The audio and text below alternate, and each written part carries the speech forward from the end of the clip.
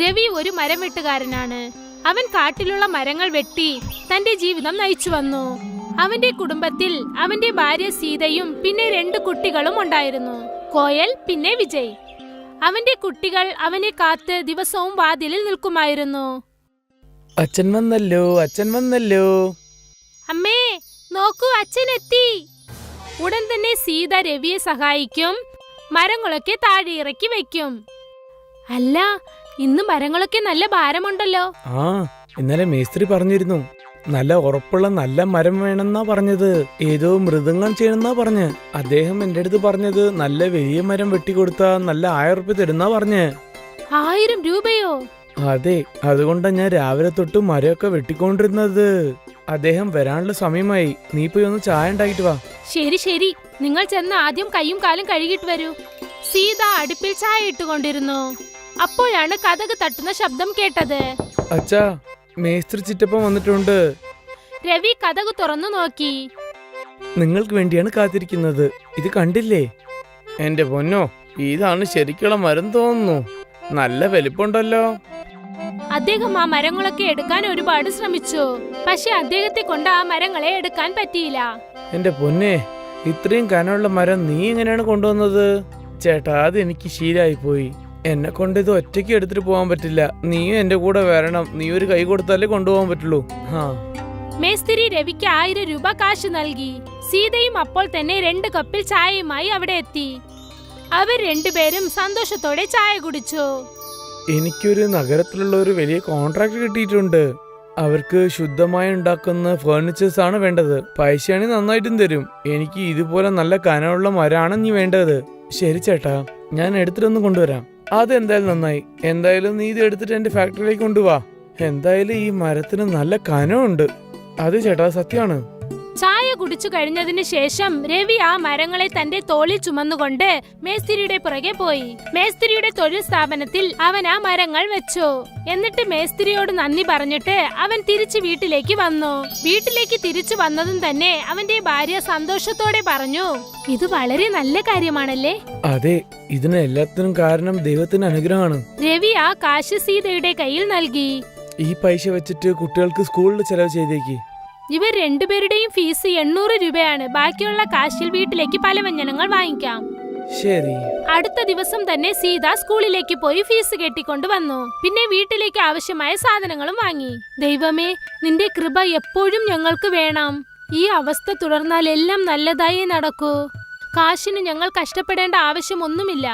അമ്മേ, നമ്മൾ പണക്കാരാകുമല്ലേ? നിങ്ങൾ നിങ്ങളുടെ പഠിത്തത്തെ കുറിച്ച് ശ്രദ്ധിക്കൂ. പണത്തിനെ കുറിച്ചൊന്നും ഓർമ്മിക്കരുത്. മനസ്സിലായോ? ദൈവം എല്ലാം നോക്കിക്കോളും. മറുവശത്തെ രവി വളരെ സന്തോഷത്തോടെ വലിയ വലിയ മരങ്ങൾ വെട്ടിക്കൊണ്ടേയിരുന്നു.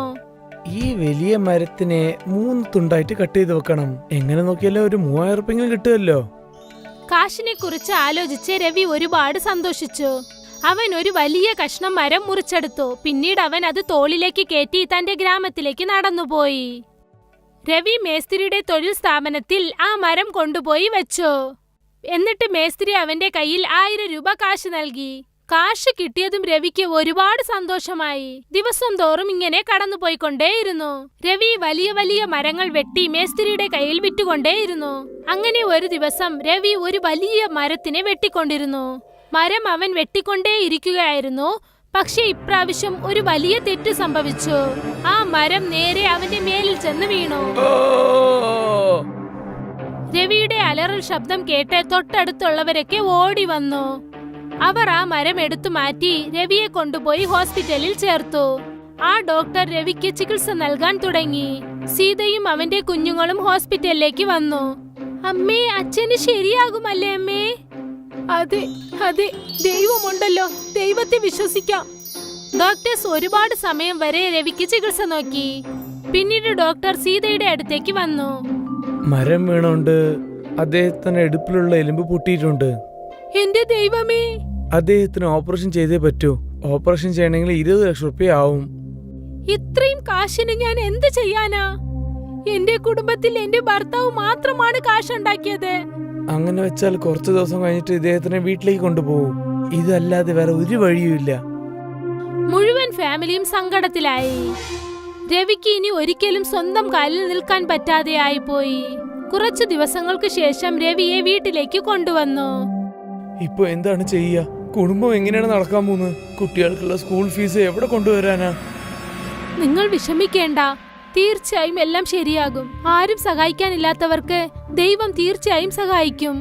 ഭാഗ്യത്തിന് ഞാൻ എന്റെ കയ്യിൽ 5000 രൂപ ചേർത്ത് വെച്ചിട്ടുണ്ട്. ആ കാശ് വെച്ച് നമുക്ക് എന്തെങ്കിലും കുറച്ച് സാധനങ്ങൾ വാങ്ങിക്കണം. കോയൽ, വിജയ്, നിങ്ങൾ രണ്ടുപേരും അച്ഛനോടൊപ്പം ഇരിക്കൂ. ഞാൻ കടയിലേക്ക് പോയിട്ട് വരാം. ശരി അമ്മേ. സീത മാർക്കറ്റിലേക്ക് പോയി. അവൾ പച്ചക്കറികളുടെ വിലയൊക്കെ ചോദിച്ചു കൊണ്ടിരുന്നു. ഉരുളക്കിഴങ്ങ് എത്ര രൂപയാ? 1 കിലോ 30 രൂപയാണ്. എന്റെ ദൈവമേ, ഇത്രയും രൂപയോ? എല്ലാ സ്ഥലത്തും ഇത് തന്നെയാണ് വില. വാങ്ങുകയാണെങ്കിൽ നിങ്ങൾ വാങ്ങിക്കോ. സീത എല്ലാ കച്ചവടക്കാരോടും വില ചോദിച്ചു. പിന്നീട് പെട്ടെന്ന് ആ മാർക്കറ്റിൽ ഒരു മൂലയിൽ ഒരു കത്തിരിക്ക വിൽക്കുന്ന കടയുണ്ടായി. എന്റെ മോളെ, എന്റെ കയ്യിൽ നിന്നും നീ കത്തിരിക്ക വാങ്ങിക്കോ. എന്റെ തോട്ടത്തിലുള്ളതാ. എത്രയാ അമ്മേ? കിലോ വെറും 10 രൂപയാ. വില കുറവായതുകൊണ്ട് ഉടൻ തന്നെ സീത 1 കിലോ കത്തിരിക്ക വാങ്ങി. പിന്നീട് അവൾ തന്റെ വീട്ടിലേക്ക് തിരിച്ചുപോയി. പിന്നെ പെട്ടെന്ന് രൂപപ്പെട്ട ആ കത്തിരിക്ക കടയും മാഞ്ഞുപോയി. സീത വീട്ടിലേക്ക് പോയതും തന്നെ, അമ്മേ, നിങ്ങൾ എന്താ വാങ്ങിട്ട് വന്നത്? കത്തിരിക്ക വാങ്ങി മോളെ. നിങ്ങൾ രണ്ടുപേർക്കും കത്തിരിക്ക കൂട്ട് ചെയ്തു തരാം. കത്തിരിക്കേന്റെ കൂട്ടാന്റെ കൂടെ പൊറോട്ട ഉണ്ടെങ്കിൽ നല്ല രസം ഉണ്ടാവില്ലേ? ഉള്ളത് വെച്ച് കഴിക്കാൻ പഠിക്കും മക്കളെ. എന്റെ ദൈവമേ. സീത വിജയെ വഴക്കു പറയാനായി പോവുകയായിരുന്നു. പെട്ടെന്ന് തന്നെ അവരുടെ മുൻപിൽ പൊറോട്ടയും കത്തിരിക്ക കൂട്ടും വന്നു. ഇതെവിടെ നിന്നാണ്? ആർക്കറിയാം അമ്മേ. ഇത്രയും സമയം ഇത് ഇവിടെ ഇല്ലല്ലോ. പക്ഷെ എങ്ങനെ? നിൽക്കൂ അമ്മേ, ഒരുപക്ഷെ എന്റെ കയ്യിൽ ഒരുപാട് പാവയുണ്ടെങ്കിൽ കൊള്ളാമായിരുന്നു. അവൾ ഇത് സംസാരിച്ചു കൊണ്ടിരുന്നപ്പോൾ തന്നെ അവിടേക്ക് ഒരുപാട് പാവകൾ വന്നു. എന്റെ ദൈവമേ, എന്റെ ഭർത്താവിന് രോഗം ഭേദമായാലേ ഞാനത് വിശ്വസിക്കൂ. ഉടൻ തന്നെ രവിയുടെ അസുഖവും മാറി. അദ്ദേഹം എണീറ്റ് നിന്നു. സീതയുടെ കണ്ണുകളിൽ നിന്നും കണ്ണുനീർ നിറഞ്ഞൊഴുകി. നന്ദി, ഒരുപാട് നന്ദി മാന്ത്രിക കത്തിരിക്കേ. സീതയും കുട്ടികളും രവിയെ കെട്ടിപ്പിടിച്ചു. എന്നെ തന്നെ വിശ്വസിക്കാൻ പറ്റുന്നില്ല. ഞാൻ എന്റെ കാലുകൊണ്ടാണ് നിൽക്കുന്നത്. ദൈവമേ, നിങ്ങൾക്ക് കൃപയോ കൃപ തന്നെ. രവിയുടെയും സീതയുടെയും എല്ലാ കഷ്ടങ്ങളും മുഴുവനായി മാറി. മൊത്ത കുടുംബവും സന്തോഷത്തോടെ ആയി. പിന്നെ പതുക്കെ പതുക്കെ അവർക്ക് ഇഷ്ടമുള്ളതുപോലെ ഓരോരോ വസ്തുക്കളായി അവർ വാങ്ങി. മായ കത്രിക്കാവേ, എനിക്ക് കുറെ പൈസ തരൂ. ഈ പൈസ വെച്ചിട്ട് എന്റെ കുടുംബത്തെയും പിന്നെ മറ്റുള്ള കുടുംബത്തിനെയും ഞാൻ നോക്കണമെന്ന് ഞാൻ വാക്ക് തരുന്നു. രവിയുടെ മുൻപിലായി ഒരുപാട് കാശും സ്വർണ്ണ നാണയങ്ങളും വന്നു. മാന്ത്രിക കത്തിരിക്കേ, എനിക്കൊരു വലിയ വീട് വേണം. ആ വീട്ടിന്റെ മുൻപിലായി 2 പശുക്കളെയും വേണം. അങ്ങനെ പതുക്കെ പതുക്കെ രവിയുടെയും സീതയുടെയും വീട് ഒരു വലിയ ബംഗ്ലാവായി മാറി. അമ്മേ, പശുവിന്റെ ഒച്ച കേൾക്കുന്നുണ്ട്. അവരെല്ലാരും പുറത്തേക്ക് വന്നു നോക്കിയപ്പോൾ പുറത്ത് 2 പശുക്കൾ ഉണ്ടായിരുന്നു. സീത ഒരുപാട് സന്തോഷത്തിലായി. അവർ തിരിച്ചു വീണ്ടും അകത്തേക്ക് പോയി. ഇനി നമ്മൾ എന്തു ചോദിക്കാനാ? നമുക്ക് ആവശ്യമുള്ളതൊക്കെ നമുക്ക് കിട്ടി മക്കളെ. ഇനിയും നമ്മൾ ഒരുപാട് ചോദിച്ചാൽ അത് അത്യാഗ്രഹമായി പോകും. പിന്നെ അത്യാഗ്രഹത്തിന് ഒരു എല്ലയില്ലാതുപോലെ ഉണ്ടാവും കുട്ടികളെ. സീത ആ മാന്ത്രിക കത്തിരിക്കയെ കൊണ്ടുപോയി അലമാരയിൽ വെച്ചു. പിന്നെ അന്നു മുതൽ രവിയുടെ കുടുംബം പാവപ്പെട്ട ജനങ്ങളെ സഹായിക്കാൻ തുടങ്ങി. ഇപ്പോൾ അവർ മറ്റുള്ളവരെ സഹായിക്കാനായി മാത്രമേ കാശ് ചോദിക്കാറുള്ളൂ. അവരുടെ ആ മാന്ത്രിക കത്തിരിക്ക എല്ലാ കഷ്ടത്തിനും ഒരു പരിഹാരമായി. പാവപ്പെട്ട ജനങ്ങളെ സഹായിക്കാൻ അത് വളരെ ഉപകരിച്ചു. പിന്നെ ആ മാന്ത്രിക കത്തിരിക്ക രവിക്കും സീതയ്ക്കും മാത്രമാണ് കിട്ടിയത്. എന്തുകൊണ്ടെന്നാൽ അവർ കുറച്ചുപോലും സ്വാർത്ഥതയില്ലാതെ മറ്റുള്ളവരെ സഹായിക്കാൻ ആഗ്രഹിച്ചു. മനോജിന് 2 ആൺകുട്ടികളാണ്, ചിന്റു പിന്നെ പിന്റു. ചിന്റു നന്നായി പഠിക്കുകയും നല്ല അനുസരണയുള്ള കുട്ടിയായിരുന്നു. പക്ഷെ പിന്റുന്റെ മനസ്സിലാണെങ്കിൽ എപ്പോഴും കളിയുടെ ഓർമ്മ മാത്രമേ ഉണ്ടായിരുന്നുള്ളൂ. ഒരു ദിവസം പിന്റു സ്കൂളിൽ നിന്ന് തിരിച്ചു വന്ന് അവന്റെ അച്ഛനോട് പറഞ്ഞു, അച്ഛാ, ഒരു നല്ല വാർത്തയുണ്ട്. ഞാൻ തോറ്റുപോയല്ലോ. എന്താ, നീ ഫെയിൽ ആയിരുന്നു? അതെങ്ങനെയാണോ നല്ല വാർത്തയാവുന്നേ? ഇനി എനിക്ക് പുതിയ പുസ്തകങ്ങൾ മേടിക്കാൻ നിങ്ങൾ പണം ചെലവാക്കേണ്ട ആവശ്യമില്ലല്ലോ. പഴയ ക്ലാസ്സിൽ പഴയ പുസ്തകത്തിന്റെ ആവശ്യം മാത്രമല്ലേ ഉള്ളൂ. എന്റെ ദൈവമേ, ഈ ചെറുക്കന് കുറച്ചെങ്കിലും ബുദ്ധി കൊടുക്കണേ. എടാ, പഴയ ക്ലാസ്സിന്റെ ഫീസ് കൊടുക്കണ്ടേ? അതെന്താ നീ ആലോചിക്കാഞ്ഞേ? എന്നോട് ക്ഷമിക്കണം അച്ഛാ, ഇതിനെക്കുറിച്ച് ഞാൻ ആലോചിച്ചതേയില്ല. ചിന്റു അവന്റെ ക്ലാസ്സിൽ ഫസ്റ്റ് ആണ് വന്നത്. അവനെ കുറിച്ച് ആലോചിച്ച് എനിക്ക് അഭിമാനം തോന്നുന്നു. നിന്നെ കുറിച്ച് പറഞ്ഞ് അഭിമാനം തോന്നാൻ എന്തെങ്കിലും ഒരു കാര്യം നീ ചെയ്തിട്ടുണ്ടോ? അച്ഛാ, ഇന്നലെ രാത്രി നിങ്ങൾ ഉറങ്ങിയപ്പോ നിങ്ങളുടെ തലയിലടിയില് ഞാൻ തലയാണ വെച്ചു, അത് മറന്നുപോയോ? ഒരു ദിവസം കുട്ടികളുടെ അമ്മ അവരുടെ അച്ഛനോട് പറഞ്ഞു, ഓരോ കുട്ടികളുടെ സ്വഭാവം വളരെ വ്യത്യാസമായിരിക്കും. ചിന്റുവിന് പഠിത്തത്തിലാണ് കൂടുതൽ ശ്രദ്ധ, അതുകൊണ്ട് അവൻ ഉറപ്പായിട്ടും പഠിച്ച് വലിയ ആളാകും. പക്ഷേ പിന്റൂണാണെങ്കിൽ പഠിത്തത്തിൽ ശ്രദ്ധേയില്ല. അവന് പ്രായോഗിക ജ്ഞാനം ഉണ്ടെങ്കിൽ മാത്രമേ എന്തെങ്കിലും ചെയ്യാൻ പറ്റൂ. നീ പറഞ്ഞത് വളരെ ശരിയാണ്. മനോജ് പിന്റുവിനെ വിളിച്ചു പറഞ്ഞു, പിന്റു, ഞാൻ നിനക്ക് 1000 രൂപ തരാം. ഇതല്ലാതെ ഈ വർഷം ഞാൻ നിനക്ക് ഒരു നയാ പൈസ തരാൻ പോകുന്നില്ല. ഈ വർഷം ഈ 1000 രൂപ നീ എവിടെങ്കിലും ഇൻവെസ്റ്റ് ചെയ്ത് ഇതിൽ കൂടുതൽ പണം ഉണ്ടാക്കണം. എന്നിട്ട് ഈ വർഷത്തെ ചെലവ് മുഴുവനും നീയാ നോക്കണ്ടേ. പിന്റുവിന് 1000 രൂപ കിട്ടിയപ്പോ അവൻ സന്തോഷിച്ചു. പക്ഷെ അവന് മനസ്സിലാകാൻ കഴിയാഞ്ഞത് കയ്യില് വെറും 1000 രൂപ വെച്ച് ഒരു വർഷത്തെ ചെലവ് എങ്ങനെ തീർക്കണം എന്നായിരുന്നു. പിന്റു ഗ്രാമത്തില് കറങ്ങാൻ പോയി. ഒരു കൃഷിക്കാരൻ പാടത്ത് പണിയെടുക്കുന്നത് അവൻ കണ്ടു. നമ്മുടെ അടുത്ത് ഒരു പാടം ഉണ്ടല്ലോ, പക്ഷെ അച്ഛനാണെങ്കിൽ അത് ഉപയോഗിക്കാറേ ഇല്ല. ഇനി ഞാൻ ആ പാടത്ത് എന്തെങ്കിലും കൃഷി ചെയ്താലോ? എന്നിട്ട് അത് ചന്തയിൽ കൊണ്ടുപോയി അങ്ങ് വിറ്റാ മതിയല്ലോ. വിത്ത് വാങ്ങാൻ പിന്റു ചന്തയിൽ പോയി. ദുർഭാഗ്യവശാൽ അവന് അർജുൻ എന്ന പേരുള്ള ചതിയനും സാമർത്ഥ്യക്കാരന്റെ അടുത്താണ് ചെന്നത്. വിവരമില്ലാത്ത കുട്ടിയാന്ന് വിചാരിച്ച് അർജുൻ പിന്റുവിന് ഒന്നിനും കൊള്ളാത്ത വഴുതന വിത്താണ് കൊടുത്തത്. പിന്റു വിത്തിട്ട് വഴുതനം കിളിച്ചു വന്നപ്പം അതിലുണ്ടായ വഴുതനമെല്ലാം കേടുള്ളതായിരുന്നു. ഞാൻ ഇത്രയും നാൾ അധ്വാനിച്ചത് വെറുതെ ആയി പോയെന്ന് തോന്നുന്നു. ഒന്നിനും കൊള്ളാത്ത ഈ വഴുതനിങ്ങ ആര് മേടിക്കാനാ? പിന്റു വഴുതനം അതുപോലെ തന്നെ വിട്ടു. എന്നിട്ട് വളരെ വിഷമത്തോടെ നദിയുടെ കരയിൽ ചെന്നിരുന്നു. പിന്റു കണ്ടത് ഗ്രാമത്തിലെ ഒരുപാട് ആൾക്കാര് നദി മറികടന്ന് അടുത്ത ഗ്രാമത്തിലേക്ക് പോകുന്നു. അവർക്ക് നദി മറികടന്ന് അപ്പുറത്തു പോകാൻ ഒരുപാട് നേരം കാത്തിരിക്കേണ്ടിയിരിക്കുന്നു. കാരണം നദിയില് ഒരു വള്ളം മാത്രമേ ഉള്ളൂ. പിന്റു കയ്യിലുണ്ടായിരുന്ന ബാക്കി പണം കൊണ്ട് ഒരു വള്ളം മേടിച്ചു. എന്നിട്ട് ആൾക്കാരെ നദിയുടെ മറ്റേ കരയിൽ എത്തിച്ചു. വള്ളം തുഴഞ്ഞ് നദി മറികടക്കാൻ പിന്റുവിന് ഒരുപാട് അധ്വാനിക്കേണ്ടി വന്നു. അതിന്ന് കിട്ടുന്ന സമ്പാദ്യം കുറവും. ദിവസം മുഴുവനും അധ്വാനിച്ചിട്ടും 100 രൂപ പോലും കിട്ടാറില്ല. ഒരു ദിവസം അധ്വാനിച്ചിട്ട് അവൻ പാടത്തെത്തിയപ്പം അവിടെ നിന്നിരുന്ന വഴുതനമെല്ലാം ഇപ്പോ ഒരു ആനയുടെ വലുപ്പത്തിൽ ഉണ്ടായിരിക്കുന്നു. ഒന്നിനും കൊള്ളത്തില്ലെന്ന് വിചാരിച്ച് ഇത്രയും വലിയ വഴുതനിങ്ങയോ? എനിക്കിതിനെ ഏത് രീതിയിലാ ഉപയോഗിക്കാൻ പറ്റുന്നേ? ഈ വലിയ വഴുതനിങ്ങ ഉപയോഗിച്ച് ഞാനൊരു വള്ളം ഉണ്ടാക്കിയാലോ? വഴുതനിങ്ങയും കൊണ്ടുണ്ടാക്കിയ വള്ളത്തിൽ ആൾക്കാർക്ക് കേറാൻ ഇഷ്ടമാണെങ്കിലോ? പിന്റു വലിയൊരു അറക്കുവാള് കൊണ്ടുവന്നു. എന്നിട്ട് വഴുതനം ഇടയ്ക്കൊന്ന് വെച്ച് അറുത്തു. പിന്നെ വഴുതനത്തിനകത്തുള്ള കേടായ കുരുവെല്ലാം എടുത്ത് പുറത്തു കളഞ്ഞു. എന്നിട്ട് അതിനകത്ത് ഇരിക്കാനുള്ള സ്ഥലം ഉണ്ടാക്കി. വഴുതനം കൊണ്ടുണ്ടാക്കിയ വള്ളം അവൻ നദിയിൽ ഇറക്കിയപ്പോ എല്ലാവരും അതിശയിച്ച് ഇത് നോക്കാനായിട്ടെത്തി. പിന്റു ആ വള്ളത്തിനകത്ത് യാത്ര ചെയ്യാവുന്ന ഓരോ ആളുടെ കയ്യിൽ നിന്നും 200 രൂപ മേടിച്ചു. ഇങ്ങനെ അവൻ ഒരു ദിവസം 1000 രൂപ സമ്പാദിച്ചു. ഒരു വഴുതനം വെള്ളത്തിനകത്ത് കിടന്ന് ചീത്തയാകുമ്പം അവൻ പാടത്തു പോയി വേറൊരു വഴുതനം വെട്ടിക്കൊണ്ടുവരും. എന്നിട്ട് അതുകൊണ്ട് വള്ളം ഉണ്ടാക്കും. എന്തിനു വള്ളം മാത്രമാക്കുന്ന ഈ വഴുതനിങ്ങയ്ക്കകത്ത് ഒരു കുടിലും കൂടെ ഉണ്ടാക്കിയ പിന്നെ ഇതിൽ തന്നെ താമസിക്കാനുള്ള സൗകര്യം കൂടെ ഉണ്ടല്ലോ. ഈ പ്രാവശ്യം പിന്റു വഴുതനം നടുക്കൂന്നല്ലായിരുന്നു അറുത്തത്. ഈ പ്രാവശ്യം അവൻ വഴുതനം വെട്ടിയ രീതി കാരണം വഴുതനം കൊണ്ട് വള്ളം മാത്രമല്ല അതിലൊരു കുഞ്ഞു കുടിലും ഉണ്ടാക്കാൻ കഴിഞ്ഞു. ഈ ബോട്ട് ഹൗസ് കാണാൻ വേണ്ടി ഒരുപാട് ആൾക്കാർ ദൂരെയുള്ള സ്ഥലത്തുനിന്ന് വരുമായിരുന്നു. പിന്റു പാടത്തുണ്ടായിരുന്ന വഴുതനം എല്ലാം എടുത്ത് ഒരു ഹൗസ് ബോട്ട് ഉണ്ടാക്കി നദിയിൽ ഇറക്കി. ഈ പ്രാവശ്യം പിന്റു ലക്ഷക്കണക്കിന് രൂപയാണ് സമ്പാദിച്ചത്. കൊള്ളാമല്ല പിന്റു, പുസ്തകത്തിൽ നിനക്ക് ശ്രദ്ധയൊന്നും ഇല്ലാന്നുണ്ടെങ്കിലും നിനക്ക് നല്ല കഴിവുണ്ടെന്ന് നീ എല്ലാവരും തെളിയിച്ചു. പിന്റുവിന് ഒന്നിനും കൊള്ളാത്ത വഴുതന വിത്ത് കൊടുത്ത കടക്കാരൻ പിന്റുവിന്റെ സമ്പാദ്യം കണ്ട് അയാൾക്ക് ദേഷ്യം വന്നു. ഒരു ദിവസം അർജുൻ ഒരു ഉദ്യോഗസ്ഥന്റെ വേഷം ധരിച്ച് ജലസേചനം ഡിപ്പാർട്ട്മെന്റിൽ ഒളിഞ്ഞു കയറി. എന്നിട്ട് നദിയുടെ അരികിലുള്ള ഡാമിലെ വെള്ളം തുറന്നു വിട്ടു. നദിയില് വെള്ളപ്പൊക്കമുണ്ടായി. എന്നിട്ട് അവിടെ നിന്നിരുന്ന പിന്റുവിന്റെ ബോട്ട് ഹൗസ് ഒഴുകിപ്പോയി. അർജുൻ പോയി പിന്റുവിനോട് പറഞ്ഞു, എന്താ അനിയ, എന്തു പറയുന്നു? ഈ വെള്ളപ്പൊക്കം കണ്ട് നിനക്ക് സന്തോഷമായോ? അപ്പൊ ഡാമിലെ വെള്ളം തുറന്നത് നിങ്ങളായിരുന്നു? അതെ, ഞാൻ തന്നെ ചെയ്തത്. നീ ഒരു കുട്ടിയാന്ന് വിചാരിച്ചിട്ടാണ് ഒന്നിനും കൊള്ളാത്ത ആ വിത്ത് നിനക്ക് ഞാൻ തന്നത്. ആ വിത്ത് ഉപയോഗിച്ച് നീ ഒരുപാട് പണം ഉണ്ടാക്കിയില്ലേ? ഇനി നീ എങ്ങനെ പണം ഉണ്ടാക്കാൻ പോകുന്നത് എനിക്ക് കാണണം. ഞാനൊരു പാവം കുട്ടിയെന്ന് നിങ്ങൾ വിചാരിച്ച നിങ്ങളുടെ തെറ്റ്. ഞാനൊരു വലിയ വഴുതനങ്ങയുടെ വിത്ത് ഒളിപ്പിച്ചു വെച്ചിട്ടുണ്ട്. അങ്ങനെ എനിക്ക് ഒരിക്കൽ കൂടി വഴുതന ഉണ്ടാക്കാം. പിന്നെ നിങ്ങൾ ഈ പറഞ്ഞതെല്ലാം ഞാൻ എന്റെ മൊബൈലിൽ റെക്കോർഡ് ചെയ്തിട്ടുണ്ട്. ഡാമിലെ വെള്ളം നിങ്ങളാണ് തുറന്നു വിട്ടത് നിങ്ങളിപ്പം പറഞ്ഞതല്ലേ ഉള്ളൂ. പിന്റു പോലീസ് സ്റ്റേഷനിൽ പോയി അർജുനെതിരെ പരാതി കൊടുത്തു. അനധികൃതമായിട്ട് വെള്ളം തുറന്നു വിട്ടതിന്റെ കുറ്റത്തിന് അർജുനെ ശിക്ഷിച്ച് ജയിലിലിട്ടു. കയ്യിലുണ്ടായിരുന്ന വിത്തും കൊണ്ട് പിന്റു ഒരിക്കൽ കൂടി വലിയ വഴുതനം കിളിപ്പിച്ചു. പിന്റുവിന്റെ ബോട്ട് ഹൗസിന്റെ പണി വീണ്ടും തുടങ്ങി. ഒരു ഗ്രാമത്തില് ബോല എന്ന പേരുള്ള ചെറുപ്പക്കാരനുണ്ടായിരുന്നു.